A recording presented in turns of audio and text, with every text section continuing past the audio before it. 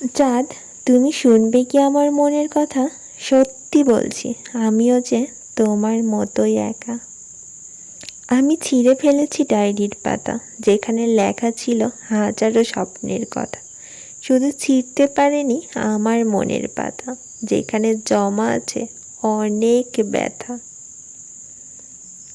আমার উপস্থিতি যদি হয় তোমার কষ্টের কারণ, কথা দিলাম হবে না আর তোমার আঙিনায় আমার আগমন।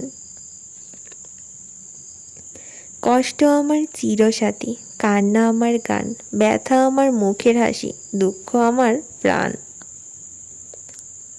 কখনো কখনো ইচ্ছে করে চলো তোমার সাথে আমার হৃদয়টা এক্সচেঞ্জ করি, যাতে তুমি বুঝতে পারো আমি কতটা ভালোবাসি তোমাকে, আর আমি বুঝতে পারি তুমি আমাকে কতটা ভালোবাসো।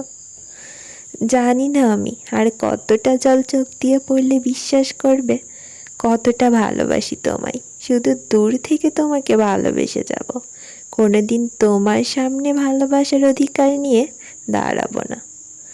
মনে রেখো, যে মানুষটা অল্পতেই খুশি হয়ে যেত, সেই মানুষটা কিন্তু অল্পতেই কষ্ট পেয়ে যায়। কাউকে কষ্ট দিয়ে সব থেকে বড় হাতিয়ার হলো তাকে অবহেলা করা। আমি সেই দিনের অপেক্ষায় আছি, যেদিন আমাকে তুমি অবহেলা করতে করতে ক্লান্ত হয়ে যাবে, সেদিন আমাকে তুমি বলবে কিভাবে এত কষ্ট সহ্য করো তুমি। অভিমানের ফলে ভালোবাসা বাড়ে, কিন্তু অভিমান ভাঙানো না জানলে ভালোবাসার মানুষটাও কোনো এক সময় হারিয়ে যেতে পারে। ভালোবাসা তো তাকেই বলে, হাজার ঝগড়া অভিমান সবই হবে, কিন্তু দিন শেষে আবার দুজন একসাথে হয়ে যাবে।